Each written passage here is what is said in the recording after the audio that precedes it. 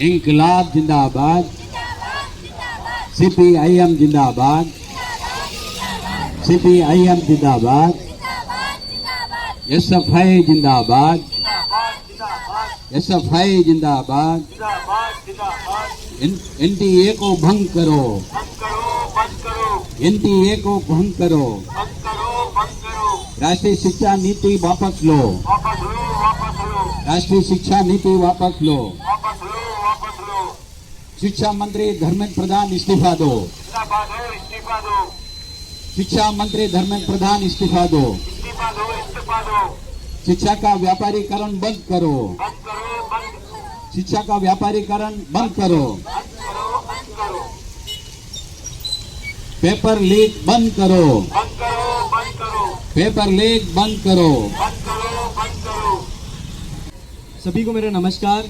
मैं अब्दुल वारिस और यहाँ पे जितने भी लोग मौजूद हैं, मैं सबसे पहले तो मैं सभी लोगों का यहाँ पे आने के लिए तहे दिल से शुक्रिया अदा करना चाहूँगा।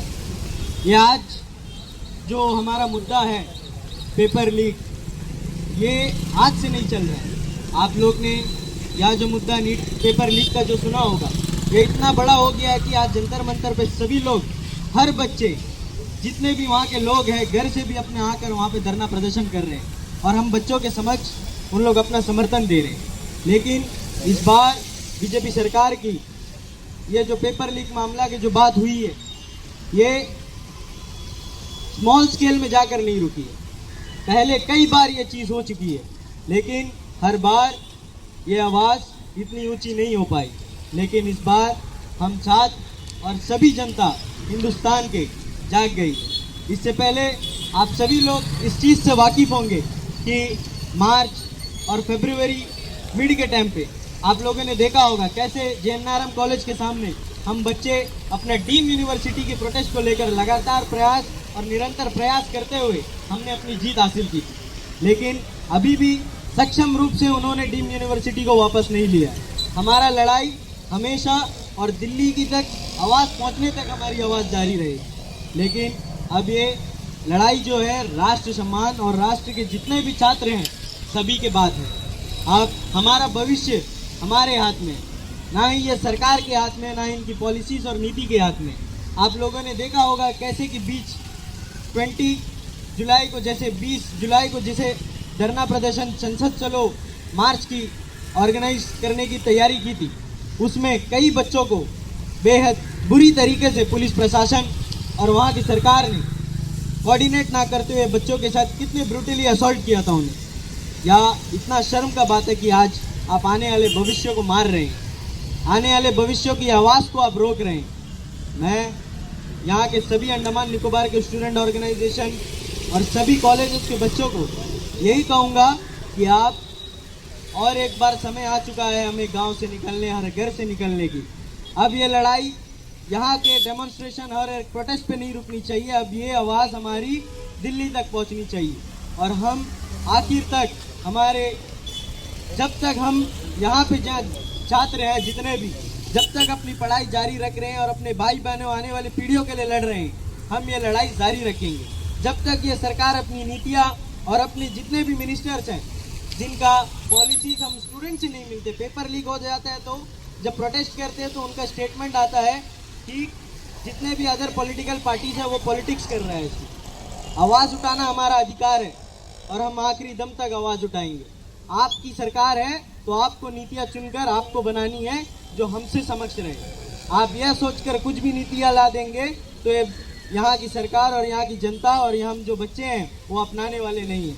और मैं यही कहूँगा कि आज मैं तहे दिल से शुक्रिया करता हूँ कॉमरेड डी अय्यप्पन सर का और मार्क्सवादी कम्युनिस्ट पार्टी का कि यहाँ हमें समर्थन देने के लिए और हम भी आपसे आकर जुड़े और हम लोग ने आज का जो डेमोन्स्ट्रेशन है उसे कई अच्छी तरीके से करें। और मैं चाहूँगा कि अगली बार हम जो नेक्स्ट स्टेप लें वो भी ग्रेटफुल और बहुत ही बड़े तरीके से हो, बड़े पैमाने में हो।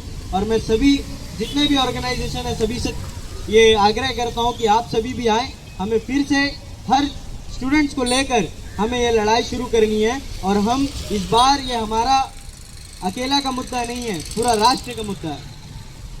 और एक बात याद रखिएगा, ये जो लाल झंडा है वो हमारा खून से बना हुआ झंडा है और लाल झंडे से जितने भी लोग जुड़े हैं वो अपने आखिरी दम तक लड़ते रहे। और ये लाल झंडा आप लोग के बाकी झंडों का तरह नहीं है कि आप कुछ ने बोला कि हम लोग चुप के बैठ जाएं। हम अपने आखिरी सांस तक लड़ते थे और लड़ते रहेंगे। देश में जितने भी बार गलत हुआ है और आवाज उठाने की बात हुई है तो लाल झंडा सबसे पहले आकर खड़ा हुआ है। इनकलाब जिंदाबाद, इनकलाब जिंदाबाद,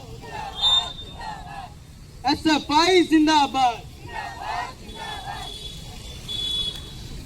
इरेगुलरिटीज हमारे लोगों के सामने अगर आया है तब तक जो है प्रशासन और गवर्नमेंट ये बोलते रहे हैं कि ये केस में जो है हम जांच पड़ताल कर रहे हैं, कोई भी दोषी वो ऐसा नहीं जाएंगे जिसको जो है सजा नहीं मिलेगा, सबको सजा मिलेगा ये बोल के।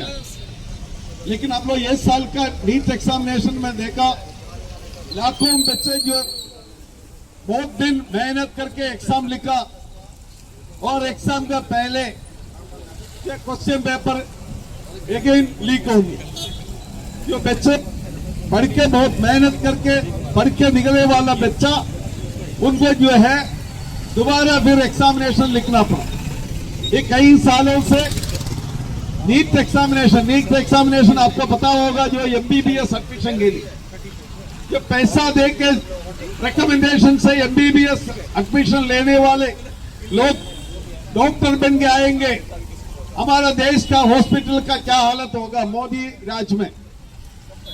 इसी का विरोध में हर साल जो है हमेशा जो है विरोध होते थे, लेकिन अभी ये साल जो विरोध थोड़ा सा ज्यादा हो गया, दूसरी मोड चले गया।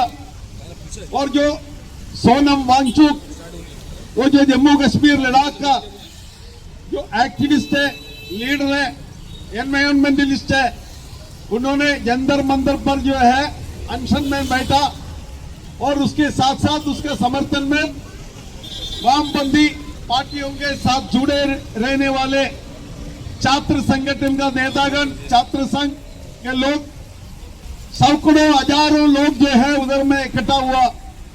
मैं भी गया था उधर में ये महीना 15 तारीख को सवेरे से शाम तक थे, दो बार गए थे उधर में। वहाँ एसएफआई का स्टॉल पे जाकर के सैकड़ों लोगों का साथ हमने भाषण दिया। ये कोई आर्टिफिशियल इंटेलिजेंस बना करके जो है भाषण और जो वीडियो वगैरह नहीं है जो इधर में जो चल रहे हैं अंडमान में। जो असली में हम जाकर के जो है भाषण दिया वो वीडियो था, मेरा वीडियो।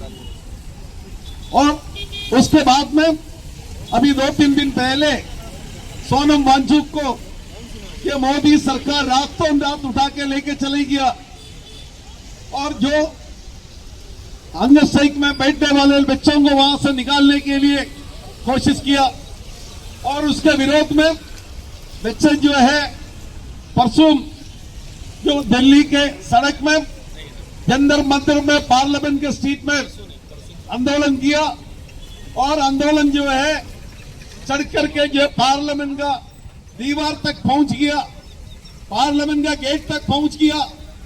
और उसके बाद में हम लोगों ने देखा हमारे देश का इतिहास में ये पहले बार होगा इतना बहुत क्रूअली दिल्ली पुलिस और आरएसएस के लोग मिल करके वो बच्चों को जो है मार पिटाई करके उसका सिर फोड़ दिया, उसका जो है ब्रेन बाहर आ गया, उसका हड्डी टूट गया।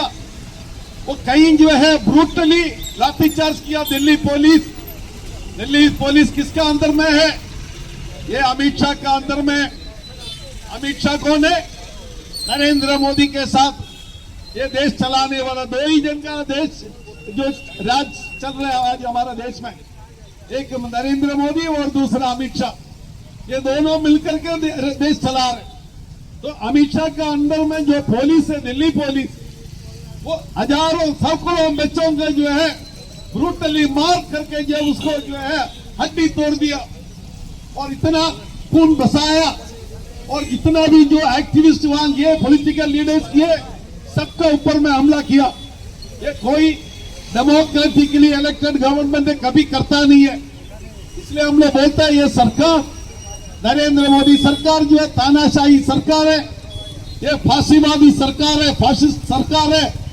ये सरकार जब तक सत्ता में रहेगा, न छात्र जो है संघर्ष कर सकते हैं, ना मजदूर संघर्ष कर सकते हैं, ना किसान संघर्ष कर सकते हैं।